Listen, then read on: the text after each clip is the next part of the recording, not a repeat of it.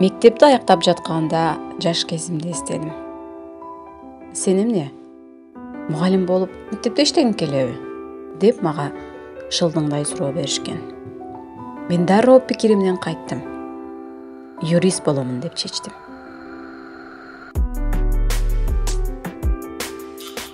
Жылдар өттү. Менин юрист болуу кыялым орундалбай калды. Мен мугалим болдум.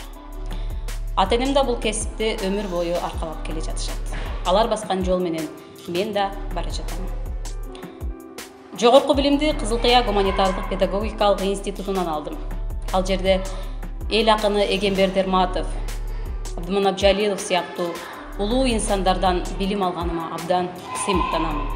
Деги эле менин мугалимдик кесипти тандоомо себеп болгон, түрткү берген, салымын кошкон инсандар баштап кеткен улуу көчтү улай бара жатам. Кыргыз тили жана адабияты мугалими болгондугум үчүн окуучулардын кеп ишмердүүлүгү менен жазма сабаттуулугун калыптандырууга басым жасаймын. Мугалимдик кесипти аркалаганыма 10 жыл болсо, бул убакыт аралыгында окуучуларга теориялык билим гана бербестен, турмушта керектүү болгон көндүмдөрдү да үйрөтүүгө аракет кылуудамын. Ар бир сабагымды турмуш менен байланыштырып, түрдүү усулдарды, техникалык каражаттарды колдонуп, мүмкүнчүлүктүн болушунча кызыктуу өтүүгө тырышамын. Бала коомдун эң чоң баалуулугу. Ал эртеңки мамлекетти куруучу.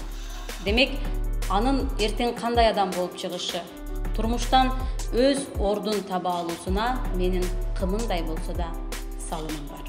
Окуучумдун оң жагын гана көргүм келет. Анын жакшы кырларын ача билүү мугалимдин чеберчилиги.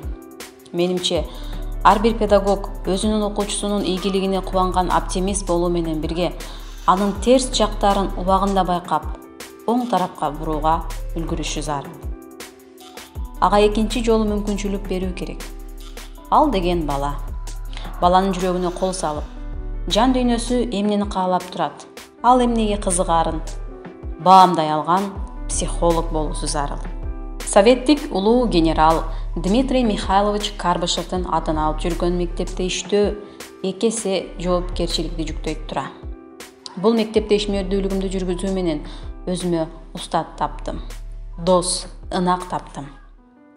Билгендеримди усулдук бирикменин жетекчиси катары кесиптештерим менен бөлүштүм. Бил электеримди устаттардан үйрөндүм.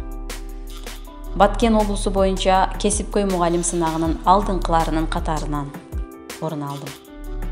Жыл бою мектептин атынан ар түрдүү сынактарга, семинар, тренингдерге, олимпиадаларга катышып, дүйнө таанымымды эки эсе ашырдым.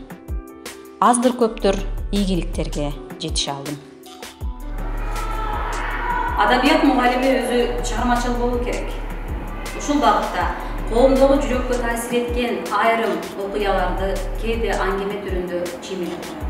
Калемдерлик, жарандык журналистикага кызыгуум абдан көч. Рухеш чыгармачылык альянсы уюштурган проза боюнча сынактарда "Сен кимсиң, аялзат? Баштык" деген аңгемелерим окурмандар тарабынан жакшы кабыл алынган.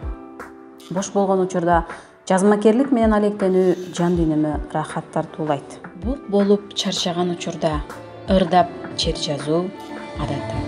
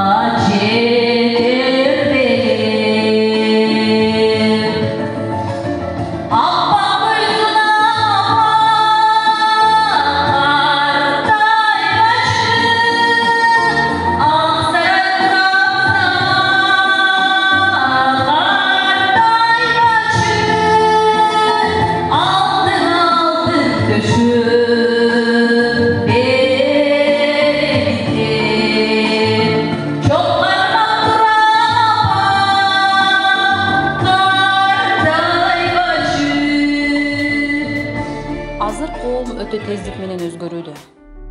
Санариптик доор жаңы медианын, компьютердин, маалыматтын доору десек да болот. Бул доордо мугалим өз предметин терең билген, методиканы мыкты өздөштүргөн жана санарип технологияларын колдонулган универсал болуусу заман талабы. Доор менен үндөшүп, санарип тенденциялардан артта калбаган мугалим болууга ар дайым умтуламын. Бул багытта IT School Академиясы тарабынан уюштурулган санарип мугалим республикалык сынагынын Баткен обласы боюнча координаторлук милдетти аткардым. Өз билимин өркүндөтүү курстарынан, түрдүү семинарлардан, тренингдерден байма-бай өтүп, өз билимимди тереңдетүү мугалимдик милдетим деп эсептеймин. Эгер адам чындап кааласа, ал көздөгөн максатына сөзсүз жетет. Максатым азыркы коомдо пайда болгон мектепте мугалимдер жакшы окутпай калды деген көз карашты жоюу. Бул оюм ишке ашарына толук ишенемин.